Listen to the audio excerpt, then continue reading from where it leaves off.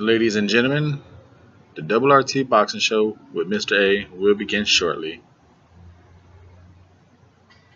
5, 4, 3, 2, 1. Enjoy. Ladies and gentlemen, welcome to the show. I am your host, Mr. A, and this is Ready Talk Boxing. We're doing a breakdown and prediction on one of the undercard bouts for the Peterson and Errol Spence fight coming up on the 20th. That is the heavyweight bout of Iago Kilazde taking on Polish Adam Kownacki. Adam is probably the more known of the two. He had the more of a recent defeat of Arthur Spilka. He comes in at 16-0, while his opponent Iago comes in at 26-1. So you can, by the records, they are used to winning. They know how to win. Adam's 16-0 with 13 KOs, 26 victories with 12 KOs for Iago. So 81% knockout ratio, 67%. Iago's one loss is he's been KO'd. So a hard hitter against someone who has been KO'd, you know, it's there. It's as you start to wonder already. Rounds 116 for Iago, 58 for Adam, 31-28, right in that prime age, 6'3", and a half an inch given for Iago. Couldn't find the reach, but Adam is coming in with a whopping 76-inch reach. Both fighters are ortho. So this fight is going to be that of a mover taking on the pressure fighter. Can Iago, I believe it's Iago. Can Iago handle the constant pressure that Adam is going to bring with the volume of his punches? But Iago, because he can move side to side, backwards. He has a good lateral movement for a heavyweight. You know, you got to remember this is a heavyweight that he moves like that. It's not as good as Tyson Fury, but he can move back foot, lateral, or where he tire out. So that's going to be the chess match in this boxing. Adam's pressure be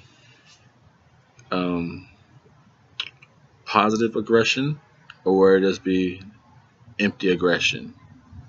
Will the punch volume be there, or will Iago be able to time it, score some points, and get away? That's the breakdown we hope to come to. At least with this breakdown, I hope I can help you come to a better understanding of who you're gonna pick. You know, I'm already 0 for 1 this year, so my picks, I don't know. We'll see what happens on this one. Now, as far as like I said, the power, Adam comes in with an 81% knockout ratios, and that right there usually picks a lot of winners. And that's where I usually go wrong in my predictions, you know. I usually think, you know, if a boxer knows, he can nullify power, but power wins a lot of fights. Now, who has the harder punch for punch? Swinging the jabs, and just by eyeball tests, Adam swings. Look like he swings. He puts more body, oomph into his punches. Like I said, he may not have the greatest looking physique. He reminds me of even though he's young at 28 years old, he has the old George Foreman bald body when he knocked out Michael Moore. He fights like that. Now, as jab for jab, no, Adam has a good jab, but I like the way Iago snaps his and like puts it on the move and punches in between your shots. I think he uses his jab more as a weapon throughout the whole round instead of just jab and put a beating behind the jab. You know, Iago can do that, and he can use it as a very universal weapon. Stronger jab probably belongs to Adam, but I like the overall jab of Iago. I like the usage of the jab of Iago. Combination variation. Iago is going to give you some 1-2s, a check hook, and occasionally an inside uppercut.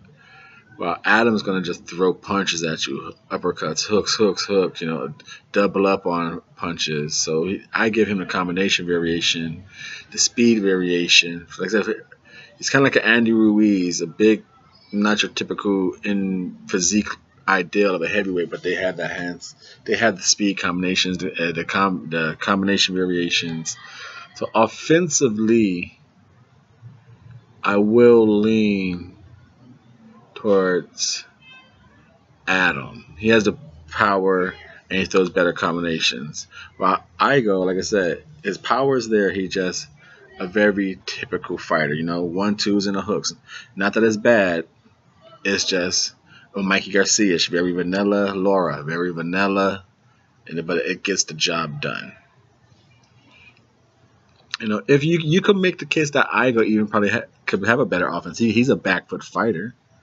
You know, he could box on the move. Adam cannot box on the move. So if you want to weigh that into the factors, take away the power. You know, we all know mobility can nullify power, and we could take it to the feet and legs. You know, I could say Iago has a better offense because he backs foot boxes. Yeah, I will switch it up. As much as the power is with Adam and the combinations, I just overall like Iago could put his offense forward and backwards, and that I find very important, and that's because of the feet and legs of Iago. And Adam, while he is very heavy-handed and gets the knockouts, gets the job done, he walks you down very slowly, and his feet work is always as behind. So he overreaches, he lunges a lot with his punches. His feet are behind his delivery, causing him to leave himself. I give the feet to Iago Kilazde for the fact that I said he could go in and out, he could back foot fight, he could do lateral movement, and Adam's feet causing him to miss a lot of punches and leads into him having offensively defensive flaws. He reaches, falls short on punches, it leaves him open. Whereas Iago defensively, he backs, like I said, he does leave movement, but his check left hook doesn't always come back high. It brings it down low. And as for defense, when he is moving, he sometimes backs straight out. You know, his hands mid-level. So with the power of Adam, if Adam could follow him backing straight out, it could be a heavy night, a quick heavy hitter night for Adam, and Iago going down. Now, that being defensively the little breakdown, like I said, I give it all Iago because Adam has the power, but offensively he misses a lot of shots. He can't fight going backwards. He can't fight on the move. He walks you down. But if you can move, he hasn't fought a mover yet. He fought people who's tried to fight him. Like I said, Spilka moved, but Spilka didn't try and fight back. He didn't do no countering. He didn't take advantage of Adam's lunging, overreaching, punching. Whereas Iago, he's a good counter puncher for a heavyweight at this moment in his stage. He's good. He's a good jabber, and he can jab in between. So For Adam to win this fight, I would feel he would have to take smaller steps to get himself in and double up the jab to get himself in. He's used to taking these big steps, jabbing once, and then throwing these lunging hooks and everything, and they usually land, and it keeps the opponent frozen in the high guard, and he could get more work after that. But if that one punch after the jab misses, he's lunging, missing, and that's where his defensive open flaw is. Now, if he could get his feet a little more under control, take smaller steps, double jab himself in, and then unleash his combinations to the body, double up on the hooks, up and down, paint the body with the hooks, the jab, he could do what he normally does, just overwhelm his opponents with volume of punches, and with his power, he usually gets them out of there. 16 fights, 13 KOs, and like I said, he wears you down. Jared Hurd wears you down, walks you down. Adam's going to knock you out like Jared Hurd does. That's how he could win that fight. Now, how can Iago Kilazde win the fight? 26-1, 12 KOs, 61%. Has a little pop. Now, he could... What I think he's going to do, or attempt to do, because Adam's going to come and attempt to just, jab and then bully himself in. I believe Iago is going to use that momentum a little bit against Adam. He's going to try. He's going to stand in front of him, use the distance, bait Adam to overcommit with his punches, leave him, make a gap, make him overreach, make him lunge. Iago's going to be stepping back, punching in between, check hooking, and moving. Now, how long is the gas tank going to last? I don't know. That's going to be the big question, because Adam's going to land some shots, because as good as Iago is between landing some counter shots, those step back counters, like I said, sometimes he doesn't always record you to a high defensive, he doesn't record you back to his defensive stance. So he can be countered off his counters. And that's usually when bad stuff happens. Like when you think you're doing good from your counter, then boom, you get countered. And you get countered by a heavy-handed guy, could be devastating. So he's gonna he's gonna have to watch out for his counter and make sure his counter record you back to defense is tight.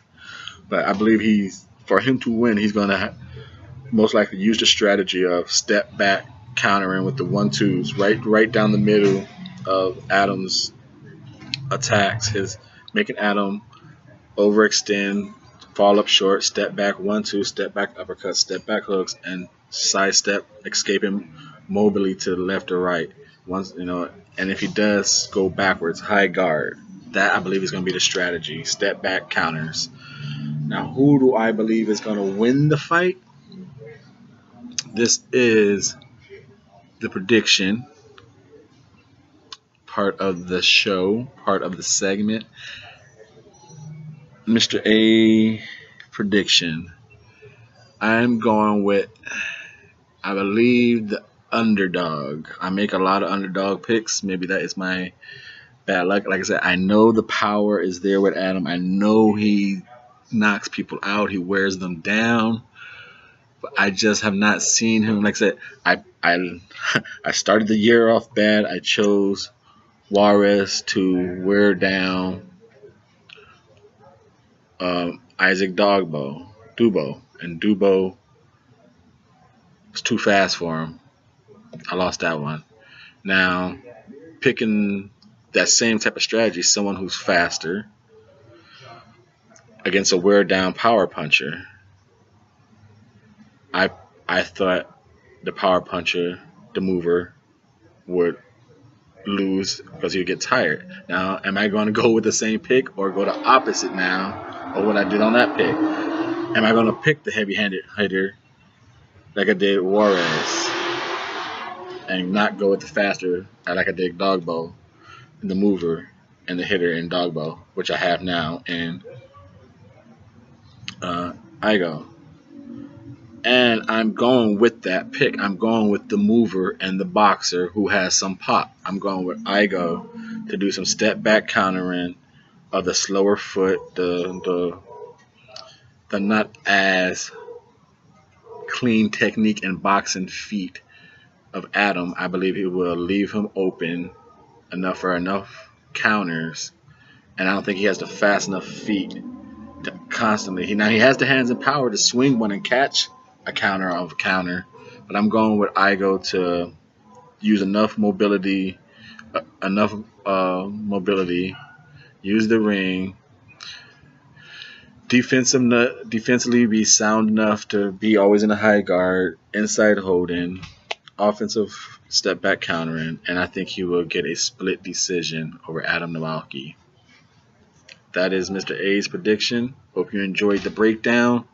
Leave a comment down below. Who do you have in this? And if you are a new viewer, hope you become a new subscriber. And to those who tune in, much appreciated. The knockouts will keep coming. Thank you for your support.